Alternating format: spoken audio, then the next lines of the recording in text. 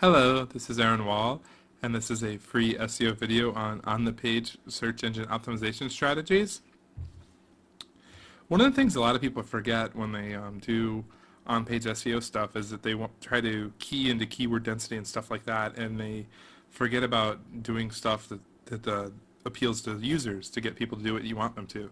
So I thought one of the first things to remember when you're doing on-the-page stuff is you want to make it easy for people to do the goals you want them to.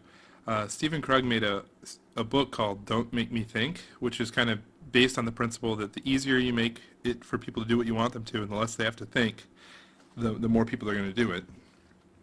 Higher conversion rate means you can pay more for traffic and spend more on marketing, get your brand out there more, get seen more. So doing all that allows you to rank better by the sense that you have more mind share, and eventually that's going to show up in the rankings. So in regards with that, I thought I'd show a couple sites that did on-the-page SEO kind of well in that they allowed the content to be broken up into small, non-imposing chunks, so it's easy to see using lots of subheaders and stuff. So I haven't played with this site in a long time, but this was my old site before I created SEO book. And you notice how there's only a sentence or two, and there's headers and all that, and then this bulleted list is all broken up. That makes it really easy to scan and for people to find exactly what they want to do. You could take that one step further like Dan Thies did on his site, SEO Research Lab, and you call out the specific groups of people you're interested in, and then put your relevant offers for each of them on there. It doesn't look as pretty as some sites do, but it converts far better than most. So having said all that, one of the first steps for on-page SEO is to see where you're already at. So you have to have some sort of analytics in place to know where you're at, to see what pages are important, what pages could use some work, and that sort of stuff. You don't want to just, if you're not tracking, you really don't know what's going on. So here's a website that recently the person asked me to ask them how they could optimize their site better. So if you go to their home page,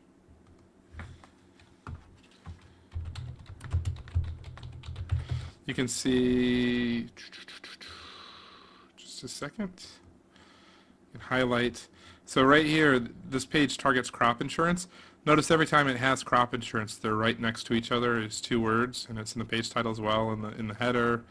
Ideally, if the page was optimized, you'd mix things up a bit. You'd make sure the headings were different than, say, the page title and that sort of stuff. The page title could be a lot more compelling. I have a video on page titles and meta description tags as well on YouTube.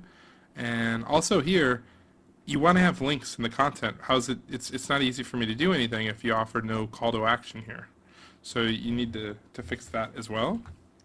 And then when they call out the different services here, you really want it to make sense who it's for, growers, agents, that makes sense. And each of the pages really needs to be targeted on a specific term or a specific set of keywords.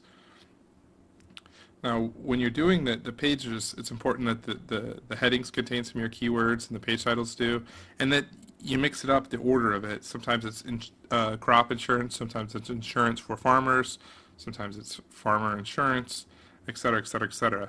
The more you can kind of mix modifiers in there in a natural, good-sounding way, the better it's going to be. So you can use keywords tools like keyword or like word tracker to look at some of the keywords, and then you can also look for related words like here's farm insurance. You'd want to stay away from State Farm stuff, but maybe Farm Bureau, and then some stuff on here like tractor insurance. Maybe some of those complementary services make sense from a marketing standpoint to offer all those. Maybe you can offer ones that the competitors aren't inclusive in your main thing. And you can use Quintura to kind of come up with ideas for keywords related to your core keyword. And this is nice because you can mix some of these modifiers into your page content and rank well for it. Google also provides a keyword tool which they'll tell you what they think your page is about based on the keywords on it. And that's useful because if it's not targeted into what you want them to, then maybe your on-site optimization isn't as good as it should be. And they also offer keyword tools based on whatever keyword you enter. Beyond that, there's a lot of opportunities inside that the crop insurance market and in just about any market. What you really want to do is you want to look at some of the legitimate authoritative sites in the market and look at what they use on their content, because they're kind of defining the local language. And if you match up with what they're doing, then you're going to probably do pretty good. And so right here is like, I used SEO for Firefox. I have a video on that as well. And it puts all this data next to the results.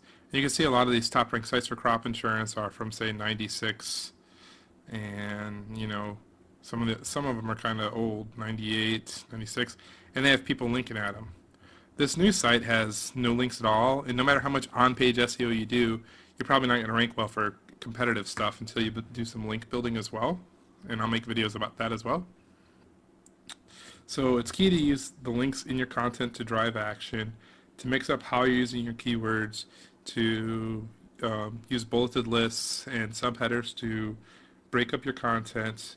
And also, if you have editorial portions to your site, it's a good idea to link back to past coverage of the same topic, such that you're using your internal linking to drive people to more relevant pages, but also to help search engines understand the relationships between the pages.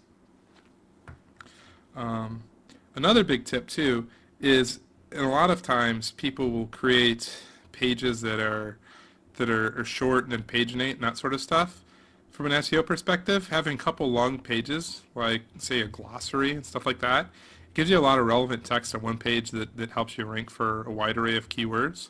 So having stuff like a glossary or at least a few other longer pages on your site's good. And if you're in doubt on whether to put content on one page or two, you're typically best off putting on one, unless you're going to need multiple sets of content with different targets and touch points because you're addressing different audiences with the offers. Thanks for listening. This is Aaron Wall. If you have any questions, please ask them at SEO Book, and please subscribe to more of these videos on YouTube. Thanks.